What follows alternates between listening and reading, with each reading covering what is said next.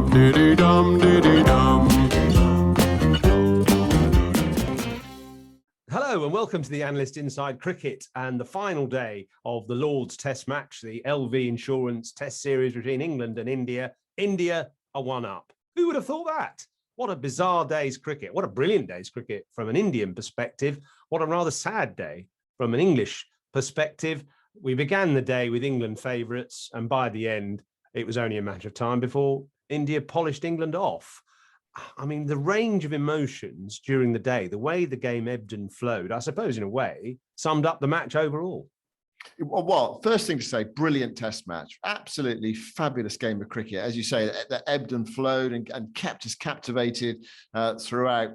After the first day, if you said India were going to win this test match, well, I wouldn't have argued with you because I thought that's exactly what was going to happen. After 4 days, I thought England were favourites. India did have a chance still, and the draw was a long way out. But there were times during the day we thought, well, this is going to be a draw. And then India were just absolutely irresistible.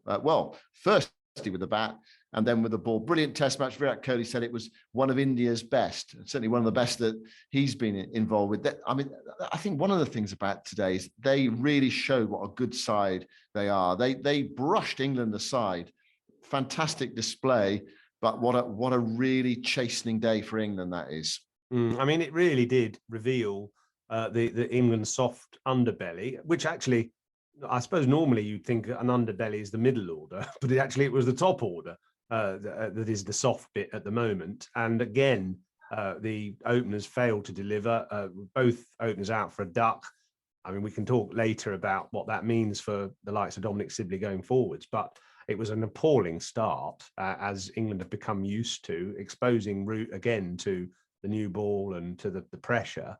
And I also think that in India's actual intelligence with the ball rather outshone England on the day. The turning point for the match, and certainly the day, was undoubtedly that partnership between Mohammad Shami and Jasprit Bumrah, two men who average, I think, a combination of 13 with the bat in Test cricket before today. Certainly Bumrah's Test batting average is 3. Shami's is about 11, but even he's a little bit probably flattered by that. And they put on 89. And, England just lost the plot. And to Joe Root's great credit, and we'll hear from him in a little while on this podcast, he did actually accept the blame for it, which I thought was, very noble of him in a way. Well, yeah, really honest interview that he gave to both the BBC and Sky afterwards, saying, I shoulder the blame. My tactics were wrong. I think what we should do is just deconstruct what those tactics were, Yoz. Basically, India were 182 ahead, 8 down. And what they did was they pushed the field back for Bumrah. There were 6 fielders on the boundary. Now, bear in mind that the ball was relatively new, that England were on top. They got rid of Pant early, which is a really fabulous boost for them. And a beautiful ball as well from Robinson to get rid of Ishant Sharma, a slower ball. And then the field was set back. Here's the field if you're watching on video. Here is the field, which I took from side on the grandstand. And there's, this is extraordinary, isn't it? There were 6 men on the boundary. You can see three men, deep fine leg, deep square leg, and deep mid wicket. And there was also a sort of fine third man and 2 men on the offside boundary. So bizarre. Even more strangely, no slip. The only man anywhere near the bat was Joe Root at gully, and everybody else scattered in all directions as if it was Chris Gale batting. I mean, just bizarre. Or if it was 100 match, it was something. What it was, they had just assumed that if they sort of bowled it into the body of Jasprit Bumrah, he would slog it up in the air. I mean, to be fair, he did have a lot of luck early on. There was a lot of swiping and missing. Balls just missing the bat, going through the wicketkeeper, just missing him. He was clonked on the head twice, and it looked only a matter of time. But of course, you got a bit of confidence just from staying in. And when everyone's back, you do have the option sometimes just being able to push one, and that ticks the board over. And it was just gradually going in India's favour. At the other end, Shami, I thought, played splendidly. I mean, that was a fine innings by Mohammad Shami, and the one extra cover drive he played was one of the shots of the match. I mean, it's better than anything Virat Kohli has come up with in this game. It was wonderful batting from Shami and real common sense as well. But it happened because England had the field back. What's wrong? When you've got 9 and 10 out there with the new ball, newish ball, just squeezing, putting some pressure on. Okay, have one man out, cow corner for Bumrah if he connects. But is he going to keep on doing it? I don't think so. But there was no pressure on him. No. He did have some luck. They got away, and the cards came down pretty quickly. The old house of cards came down pretty quickly, and the pressure that was on India was straight back on England. As it happened, though, Jos, of course, bizarrely, and I know this is not, you can't always draw this equation when you look at it, is the fact that actually India had enough runs after 4 days. They won this. They bowled England out for 120, and they're 152 ahead. So all that fanning around in the morning session actually, well, not really irrelevant, because of course what it did was it just changed the whole psychological balance of the game. But it's perverse, isn't it? We thought India didn't have enough runs overnight, but they ended up winning by 151 runs, and England bowled out for 120. I was sat in a box with some quite famous cricketers, actually, and I'm not deliberately name dropping here. I'm just sort of intimating the bafflement on the faces of Mike Brearley, Kumar Sangakkara, and Sourav Ganguly, amongst others, who all just couldn't fathom the tactics England had, with no slip and men scattered all around the boundary and the bowlers charging in to bowl short and at the head, and no balls aimed at the stumps, hardly any balls aimed at the stumps. Now, I have been in that sort of situation before where you've got 9 and 10 who are not great, but they do occasionally land the bat on the straight ball, and they slice it or skim it or snick it in various odd directions. And you do get quite quickly frustrated. And you think, well, a couple of short balls, that'll rough them up, and then we can polish them off with a good straight ball. But bowlers leave their basics behind in those situations. There's a red mist sort of descends on you, and you charge in faster and faster, and you bowl more and more short, thinking the batsman's bound to hit one up in the air, and they slice it over the keeper's head or miss it completely, or it ricochets off a bit of the bat or the body for runs. And suddenly you've lost your natural rhythm, and you don't stick to the basics. And what often happens, you bowl a couple of good balls, they edge it or miss it, and then you think, well, I'll bowl a Yorker or a bouncer and that'll do them. And actually you lose your basic rhythm and your basic line and length around off stump and start trying other things. And it just gets worse and worse. And then, of course, the batsmen, the tail enders, who've got away with a few lucky edges initially, suddenly think, there's no slips here. There's no short legs. I'll just play normally. And they play normally. And actually the partnership starts to develop. There was just a horrible lack of orthodox field settings and straight deliveries hitting the stumps.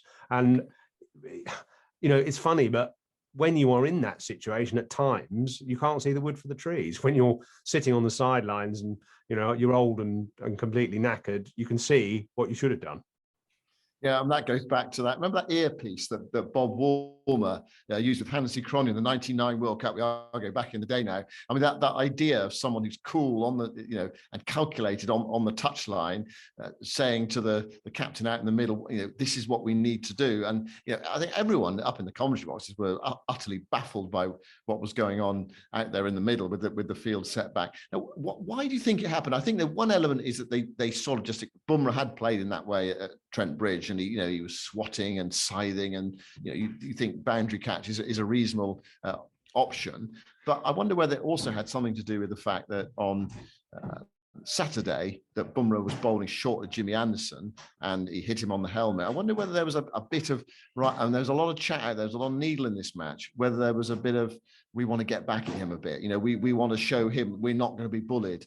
And I wonder if there was an element of that involved in the tactics as well as thinking, that's where we're going to get him. We're going to get him swiping, caught at deep mid wicket top edge or deep back of square leg top edge. I mean, the trouble is it just becomes a lottery when you have a field like that. And the bowlers haven't got any, when you've got the field scattered in all directions, there's no obvious plan. It's difficult to bowl to that field because there's no sort of obvious route to bowl or kind of direction to bowl in or length to bowl in, because you've got fielders literally in all directions. So, I mean, whether it's you do get consumed by emotion a bit at times, and yeah, there were some words exchanged, and you get heated up. And I suppose it's a good example. Actually, I said to Mike Brearley at one point, "Why aren't bowlers captains?" And he sort of pointed to what was happening on the field and said, "Well, you know, you can see that they're getting so wound up that's probably the reason why bowlers are often, or fast bowlers anyway, are not captains." I mean, it was just a sad hour and a half from an England perspective, absolutely glorious from an Indian perspective, and changed the match completely. And obviously, not only did it give India that cushion of runs and they could declare just after the interval, but it also gave them momentum, self-belief, and the knowledge that England now couldn't win. And if they hit a couple of good balls early on and got early wickets, there was a great chance India could win, which is what happened. Yeah, 2 early wickets. I mean, England were 1 for 2, both Sibley and Burns out for naught. And that's the first time that both England openers have been out for naught in a test match in England. It was a really sorry start. And actually, the first time ever?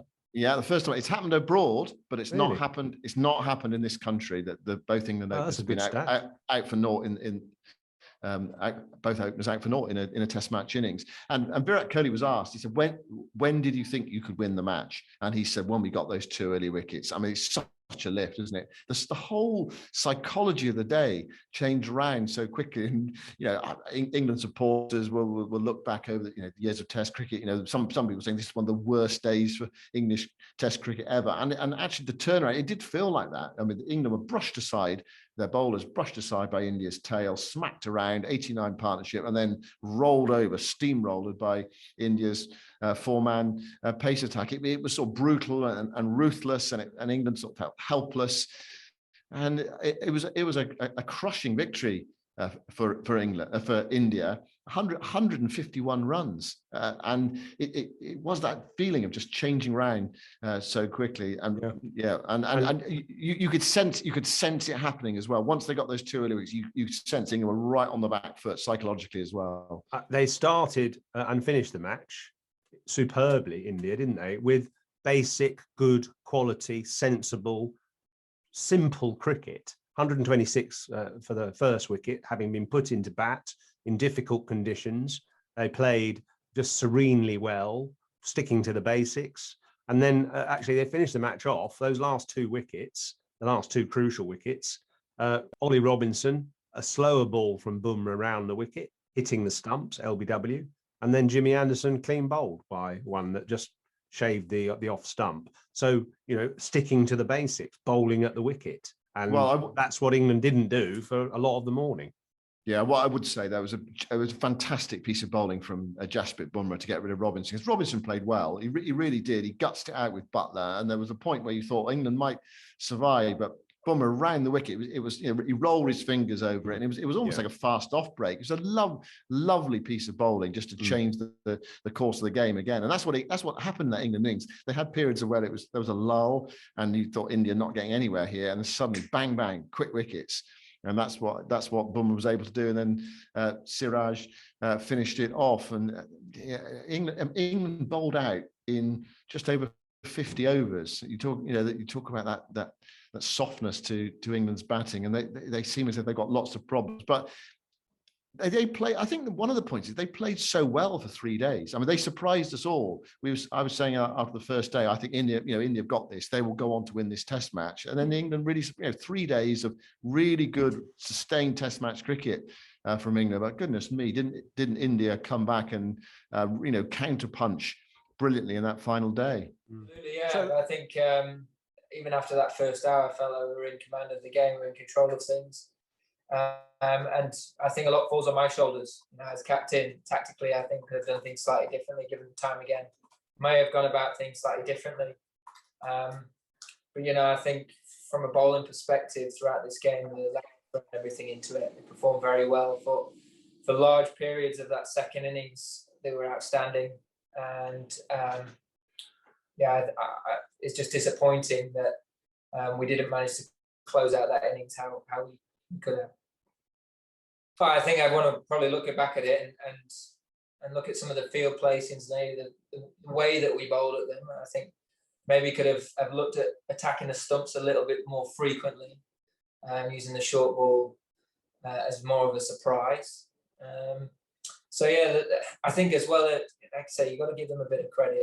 They scored in some very unusual areas, but make it hard to set certain fields or conventional fields, and you're trying to manage taking wickets and not letting the game unravel and get away from you. So I just maybe would have taken a little bit more time and probably brought more modes of dismissal into the game sooner.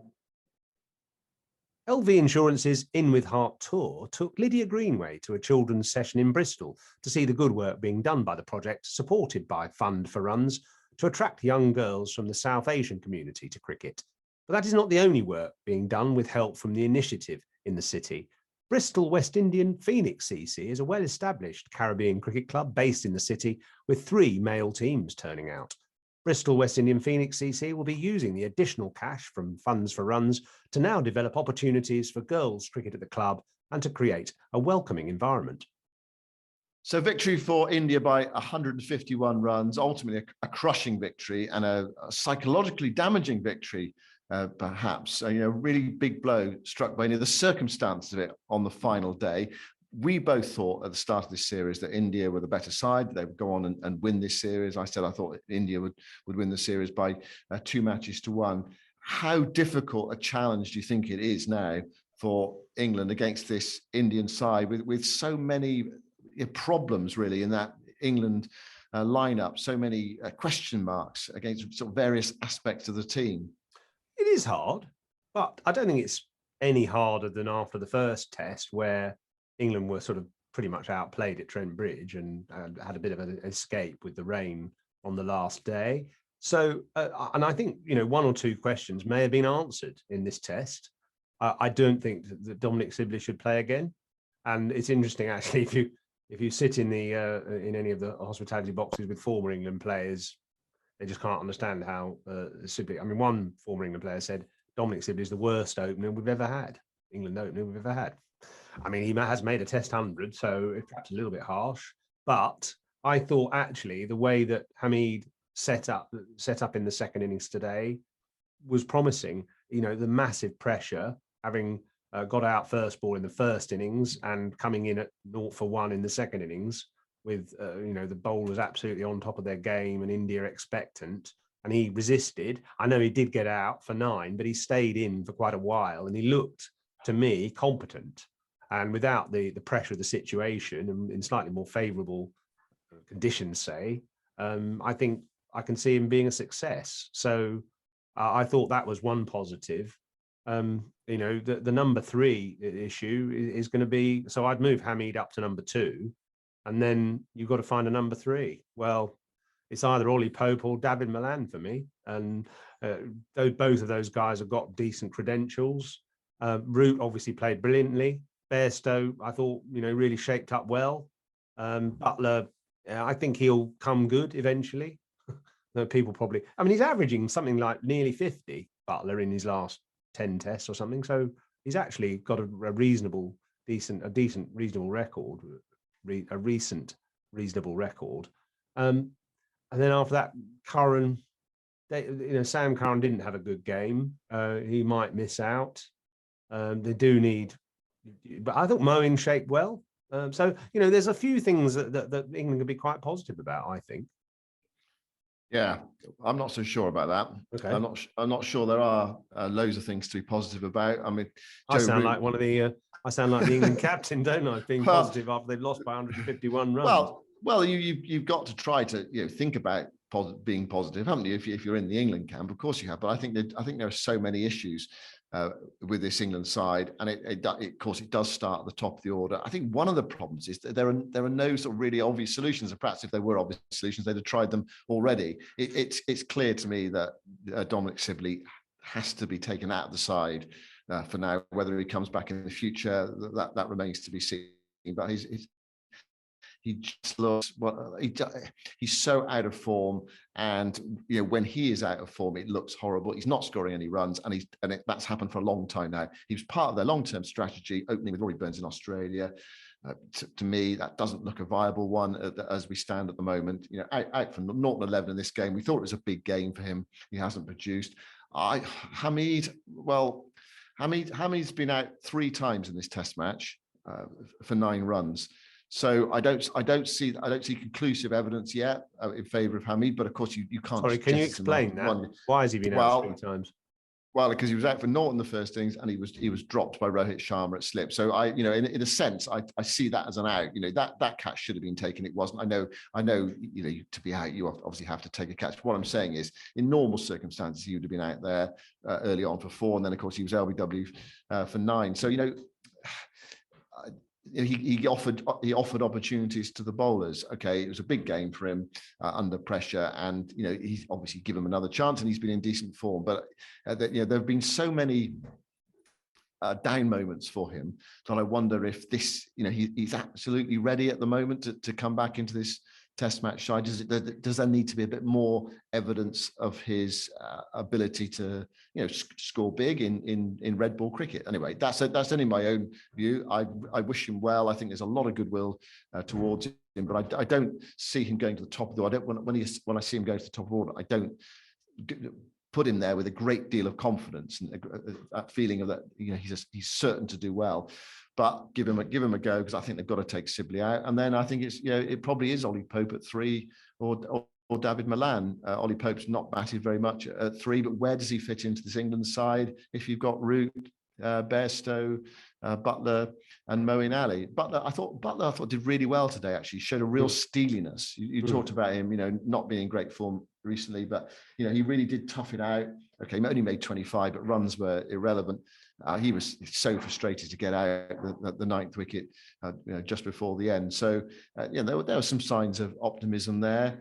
But the batting is a real issue. I mean, somewhere along the line in this series, Joe Root is not going to score big runs. Well, actually, he didn't in the second innings, did he? He got 33, and England lost the game. If he'd stayed in, that they might well have been able to save it. So England's batting looks really vulnerable to me. Lots of problems there. However you shuffle around the deck chairs, it looks a pretty rocky deck to me. As far as the bowlers are concerned, Robinson excellent. Wood, they ran in and did well in this Test match. Got some life out of it. Didn't he? Yeah, but they're missing bowlers, aren't they? That's one of the problems. They're missing bowlers. No Broad, no Archer, and no Stokes, no Stones, no Wokes. So I mean, there was talk that Chris. Well, there was talk that Chris.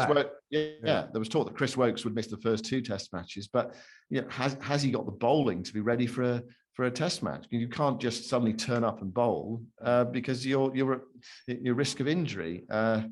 Presumably he is bowling, in the nets or whatever, and ticking along. But is he going to have the cricket to be ready for a Test match? That's part of the problem, isn't it? With the way the schedule is, with no Championship cricket until September, it's a big problem. So it might be into just roughly same again. But I think they've got to take Sibley out the side. It's inevitable, really. Yeah. But I guess we'll find out in due course. The next Test isn't for a few days, 9 days. There's a bit of a gap. In the meantime, lots of celebrations for India, and we should give the In With Heart award today to someone who's a bit of an unsung hero for India, but he's emerging as someone who really has the passion and the ability to be a fantastic Test bowler. Mohammad Siraj, who finished the innings off today, finished the match off, took 8 wickets overall. And actually, he's not your kind of conventional seaman swing bowler, as someone like Mohammad Shami is, or even Ishant Sharma. He's got a bit more, I suppose, I think of him more as an Indian type of bowler, because he's skiddier and he tries to hit the wicket and hit the stumps rather than trying to move it around. He does change his grip on the ball and bowl kind of wobble seam deliveries and things. And he's obviously learnt from watching the more precise operators like Anderson and Shami and so on with their variations. But he's improving with every game. He's at the batsman all the time. And it so sort of exudes this sort of passion and zest. So just you wouldn't be thinking of him as one of the top Indian strike bowlers 6 months ago, but he's proved it in this series so far. And so I think we give him the In With Heart award today from LV Insurance. Do you agree? Yeah, fantastic. Absolutely fantastic. Mohammed Siraj, delighted for him. And he's got that lovely memento as well. I don't know if you noticed at the end of the game, he knocked over Jimmy Anderson. And his first thought, well, he was sort of celebrating, he's running down the pitch. First thought, I want one of those stumps. And he ran down, he picked up one of the stumps and then ran off with it. Great, fantastic moment for a youngish bowler, relatively inexperienced international bowler, to take that winning wicket in a test match at Lords. And also, I mean, fantastic as well. The crowds over the last few days, 25,000 in today for this final day. I think they probably could have fitted a few more in as well. They said there were no tickets available. The top tier, the tavern stand, was sort of mysteriously empty. Anyway, a fantastic occasion. Mexican wave at Lords. How about that? Yeah. I even participated in it. Did you? Yeah, I did. You'll lose your place on the MCC committee by admitting that, won't you? Well, no, I got some of the other committee members to join in as well. But luckily, we weren't in the pavilion, which always gets the boos because they did. But even so, actually, even to be fair, even the members in the front row of the pavilion had a go. I think those who could stand up.